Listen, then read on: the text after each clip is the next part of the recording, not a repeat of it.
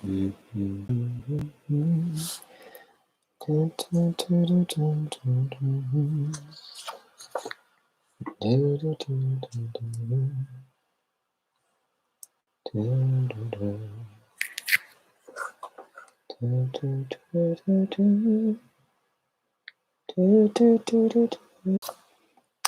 right.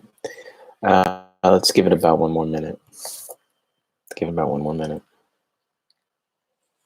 I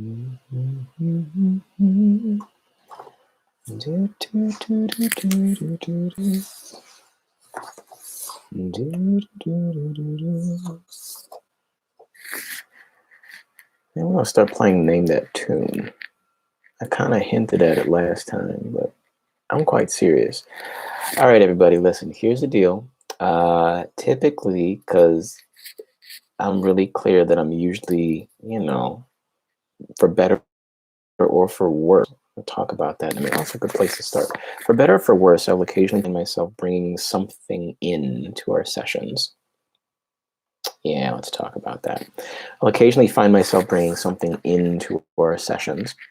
And as much of it as I might have just cleared away by the time we get to the live, it'll usually show up whatever is remaining, whatever kind of emotional, intellectual residue, for lack of a better word, is there.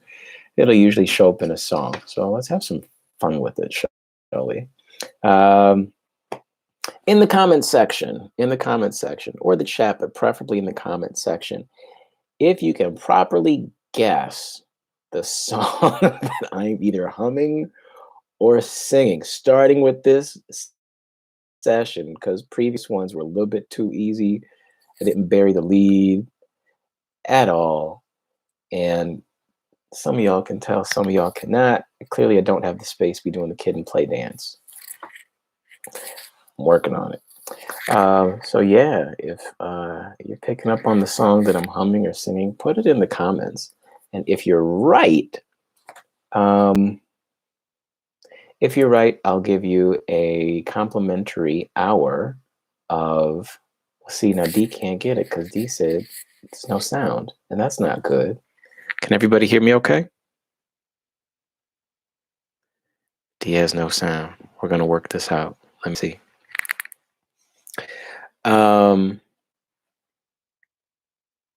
Okay. If the song is properly guessed, what we're going to go ahead and do is I'll give you a complimentary hour of coaching. And you can't win multiple times because that's just not fair. So if you get the song correctly, yeah, I'll be happy to give you a complimentary hour and we can take matters from there. What happens in the complimentary hour? We're going to go through and we'll just give some simple, practical perspective and advice on where you might want to go with the practice from there. So you may or may not have caught what I was humming when we first got on. So I guess you just got to rewind it. Hopefully, if there's any sound issues, we can get that resolved, because I definitely want to make sure that we can take our time to get into addressing some questions for tonight.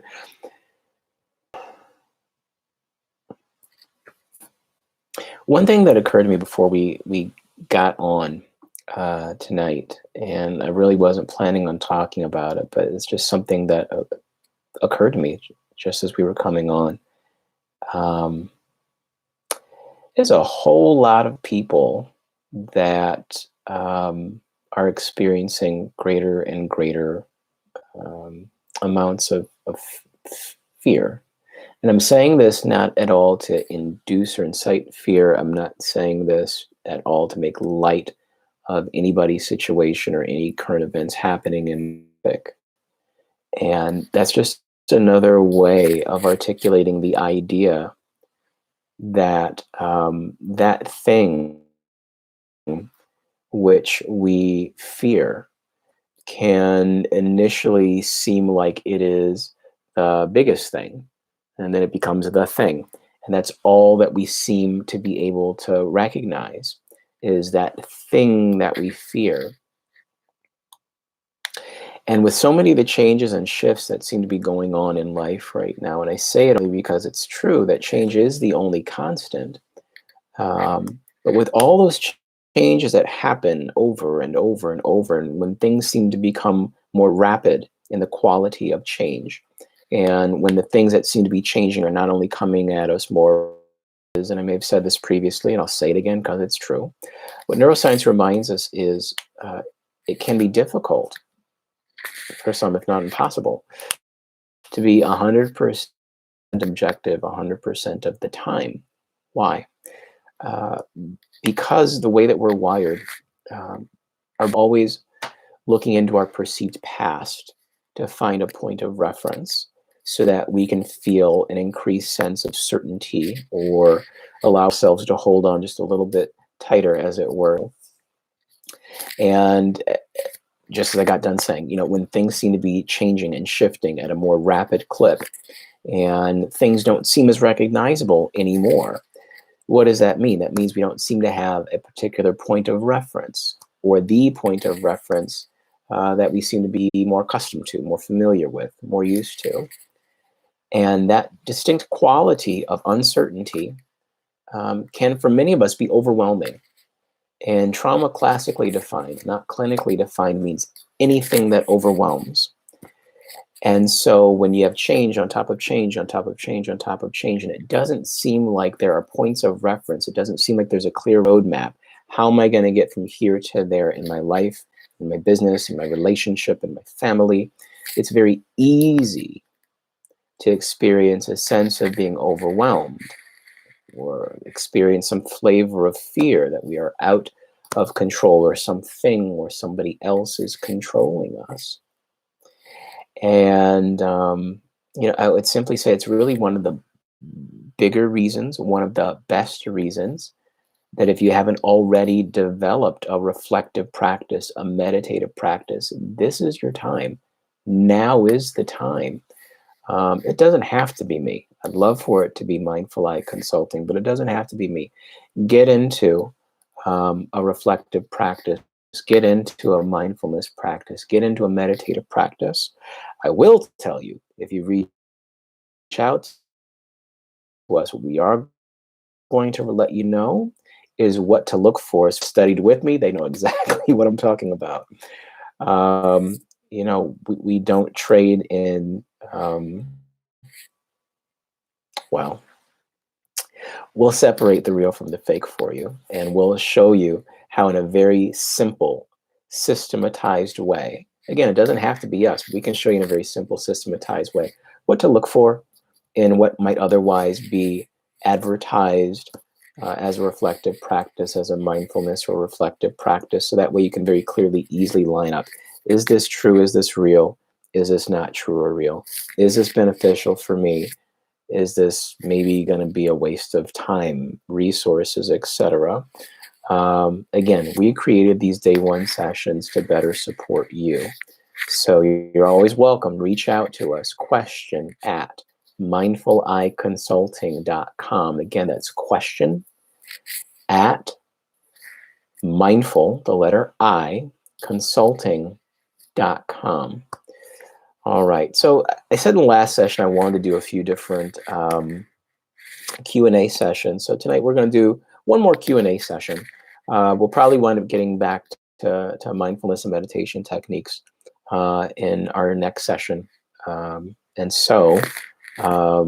Yeah, let's go ahead and get into a session tonight. Let's see, what kind of questions do we have? So we have a question about, I've heard people mention the impact of dopamine and oxytocin in meditation. Can you say more? Okay.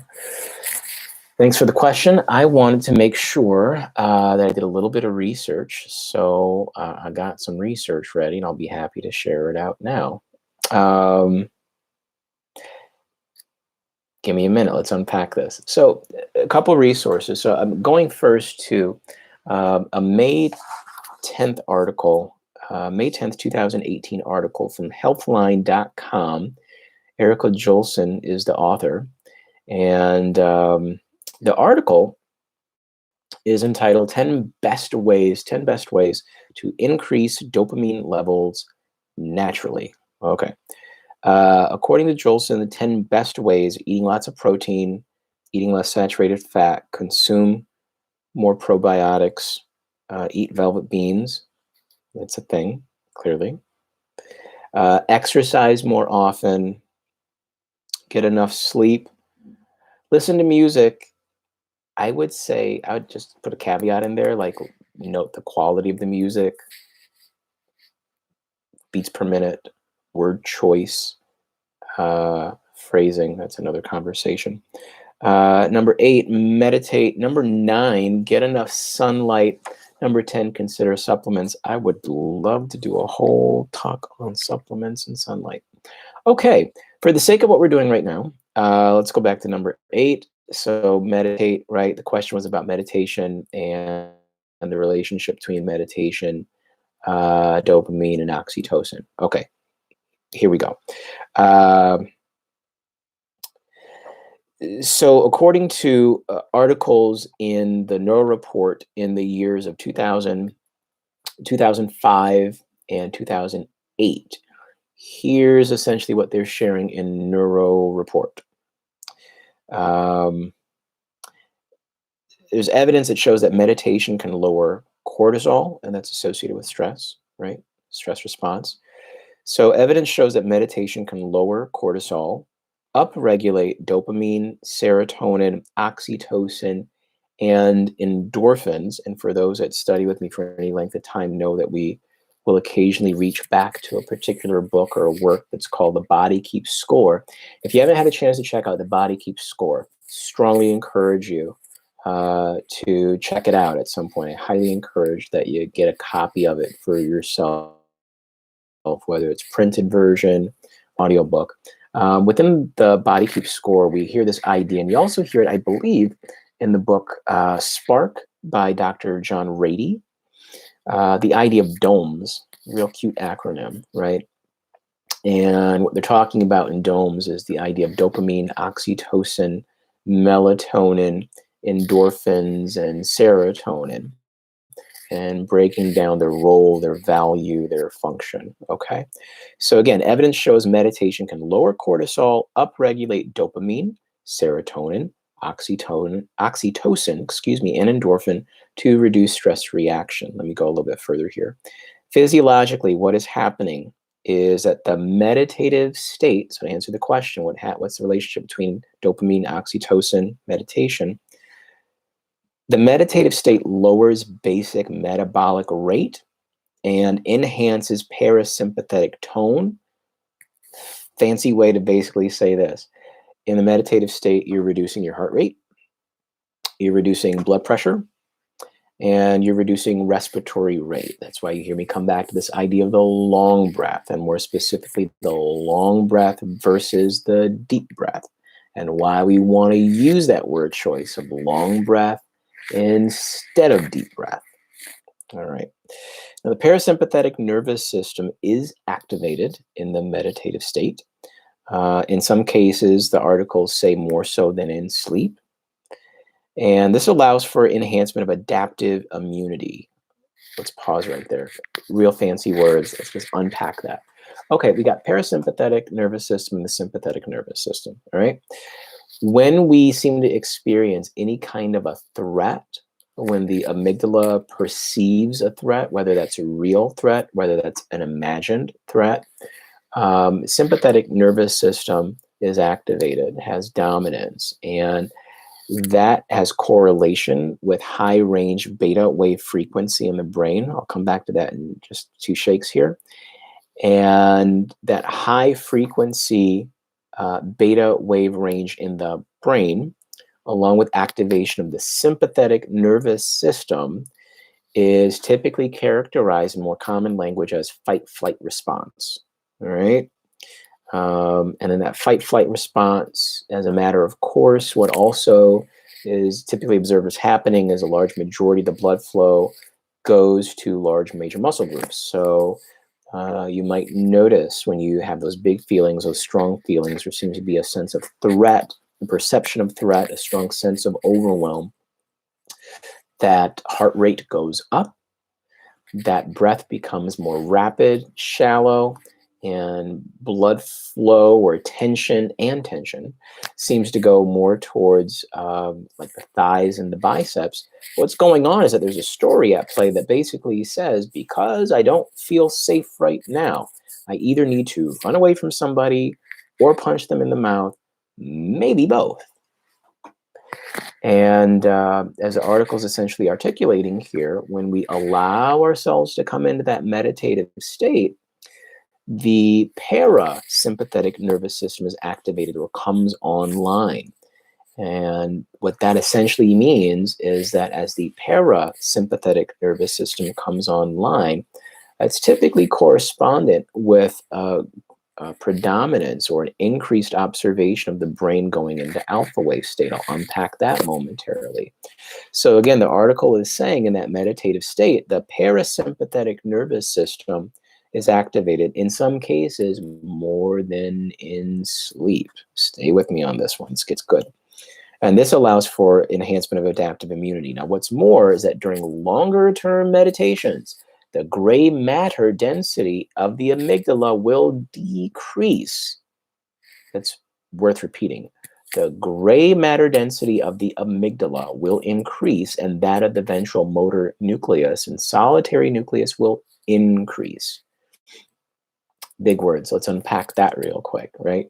So you just heard me talk about the amygdala, and oh heck, let's just have fun. What we're really talking about as far as the meditative state, its relationship with dopamine and oxytocin.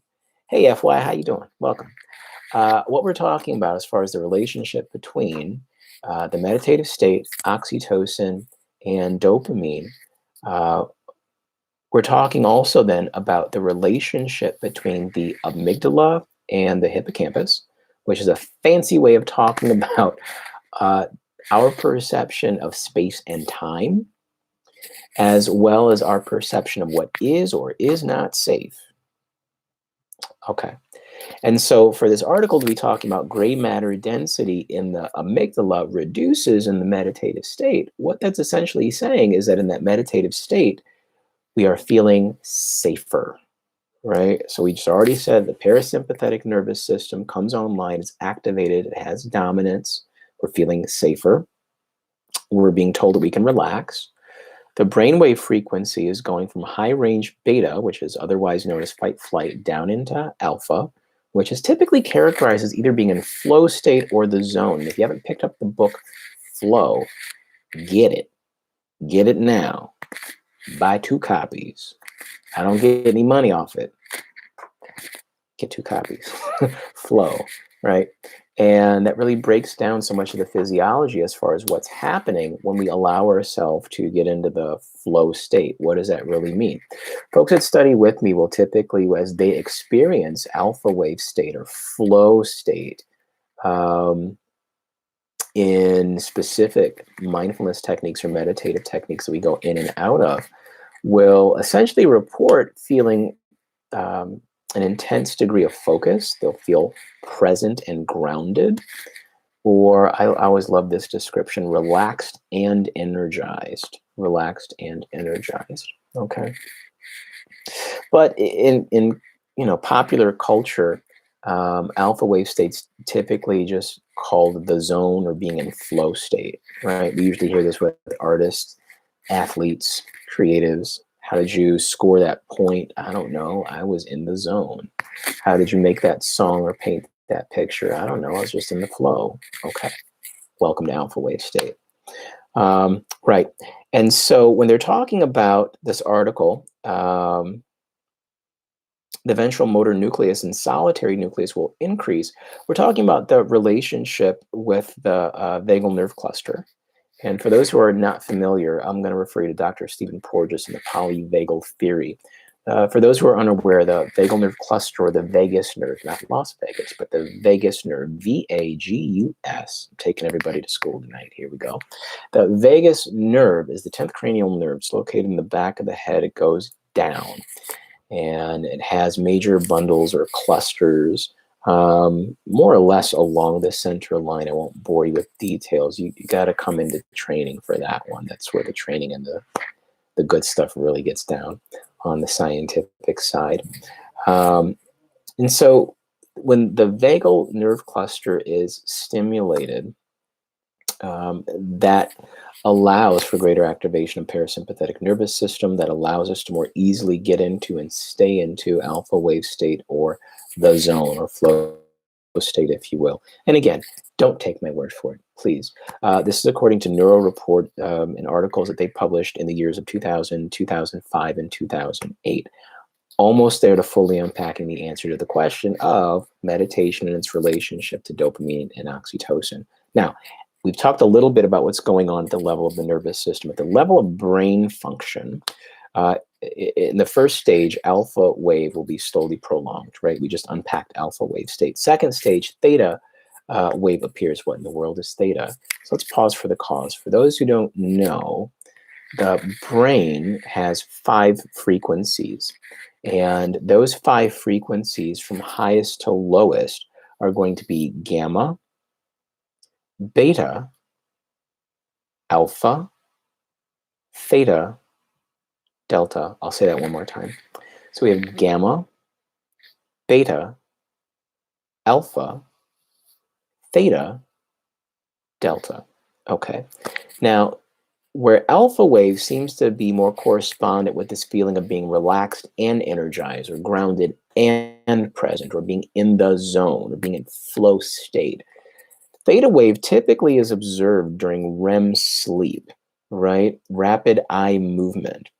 And so, as the article is saying, that second stage theta wave appears with like a little bit of drowsiness. Now, in the third stage, both beta wave spindles as well as gamma wave frequency is seen as coming online.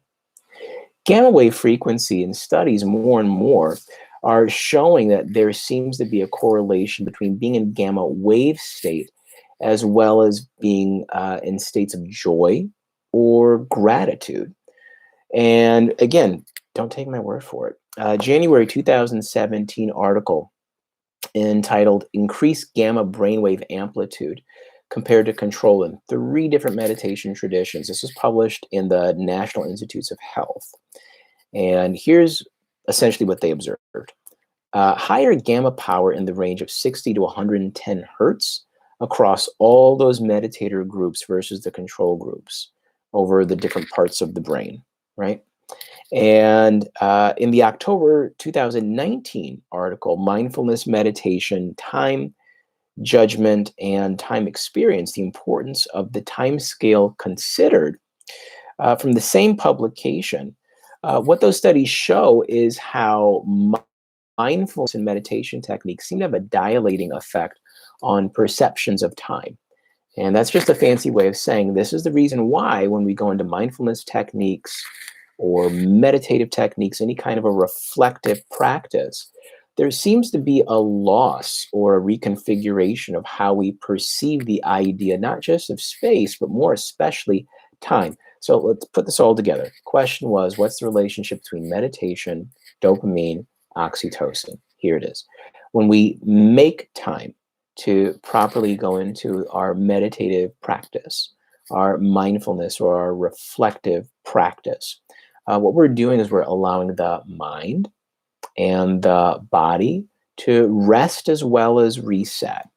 More specifically, when we enter meditations that allow for gratitude, we're increasing alpha and gamma wave activity in the brain, which decreases cortisol, again, stress response, and increases dopamine and oxytocin, meaning that we're inviting in a greater sense of relaxation, of presence, of focus, of enthusiasm, of gratitude, and of joy, as though time itself were either slowing down or even standing still.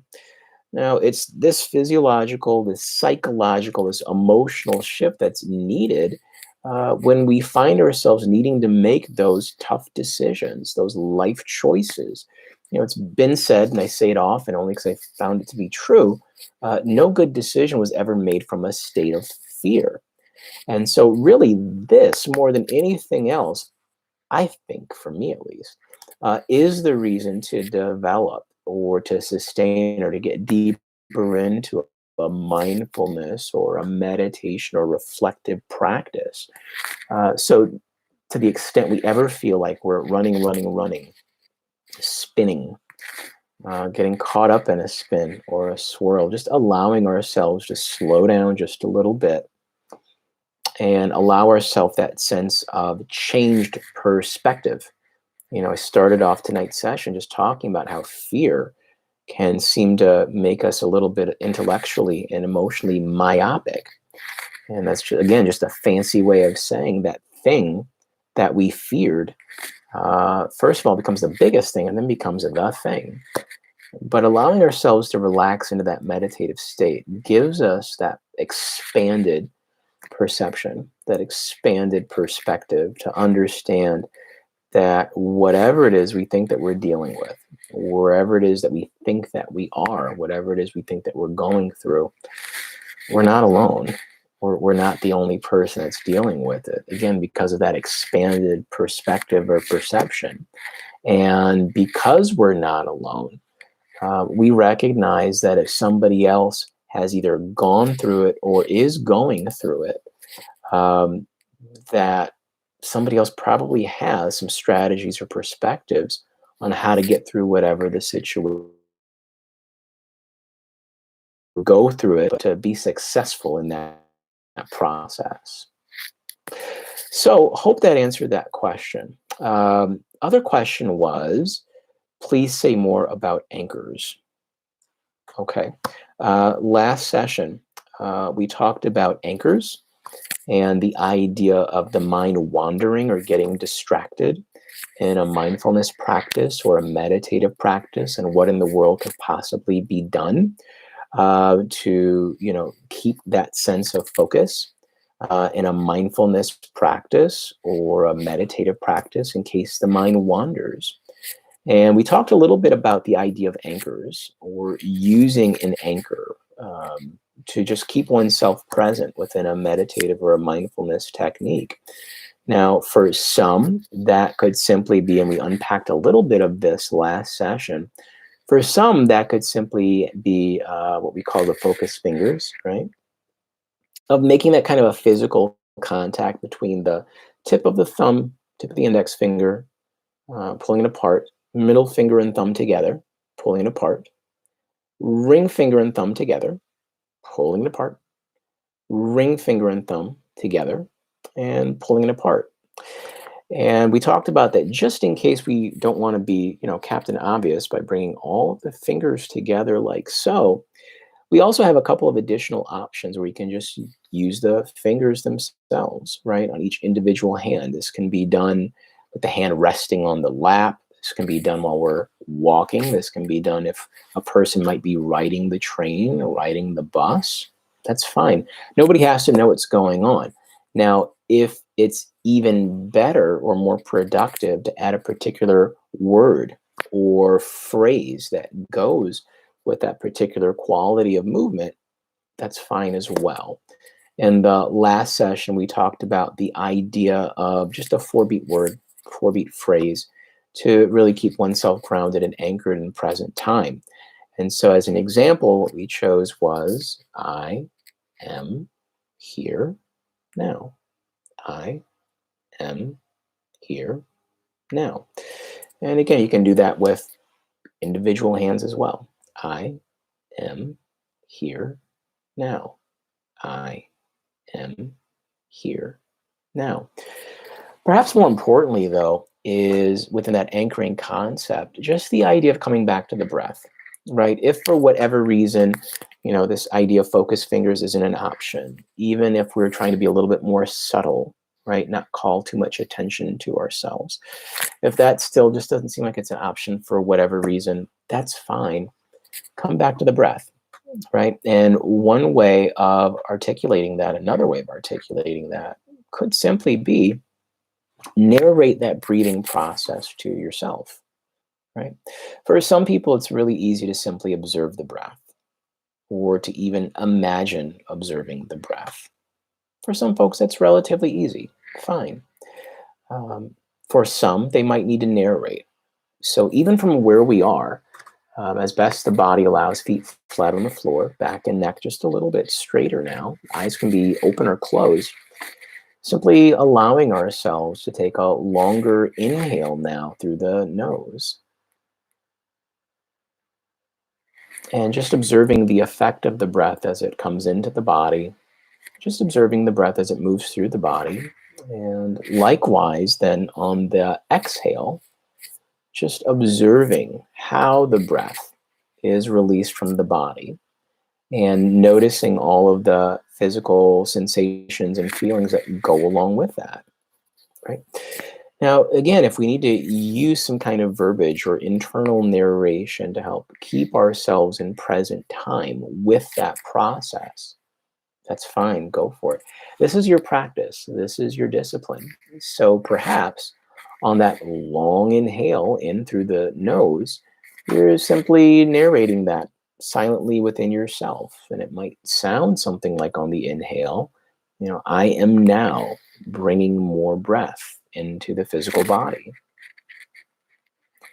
And to the extent the breath might be allowed to become just a little bit longer, maybe that narration is talking about, the quality of filling the body up with the air, or what you're noticing within the physical body as you're bringing more air into the body on the inhale.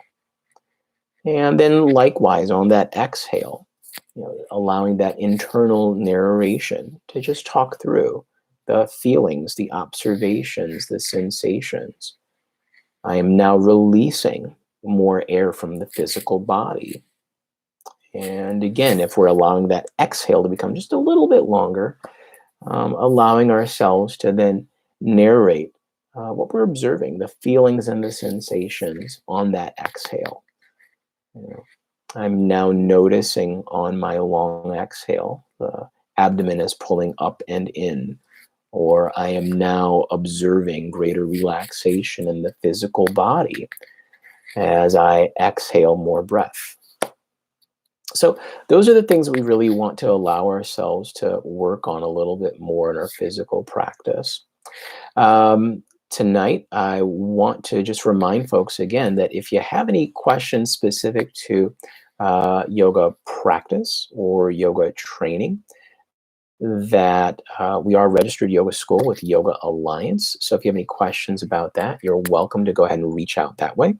If you have any questions or concerns regarding a specific meditative practice or building up your meditative practice, that's fine as well.